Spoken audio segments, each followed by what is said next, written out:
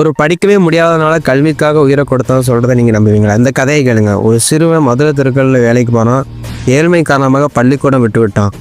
படிக்க முடியல, ஆனால் கற்றுக்கொள்வதையும் நாட்டுக்காக ஏதாவது செய்யணும் என்பதையும் விட்டு கொடுக்கல.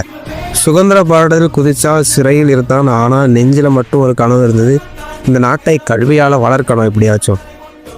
சுதந்திரம் வந்து முதல் நாளாக என்ன செய்ய தெரியுமா? பள்ளிக்கூடம் கட்டினார், இலவச உணவு திட்டம் கொண்டு வந்தார். அதுக்கப்புறம் ஒருத்தராலும் கல்வி விட்டுவிடக்கூடாதுன்னு எண்ணம். ஏழையாக இருந்தாலும் பரவாயில்லை, படிக்கணும். படிக்க முடியாதன்னு ஒரு தலைமுறையை படிக்க வைத்த தலைவன் அவன் பெயர் மட்டுமில்லை, அது ஒரு உணர்வு. அவர்தான் கல்விக்கண் திறந்த காமராஜர் அவர்கள்.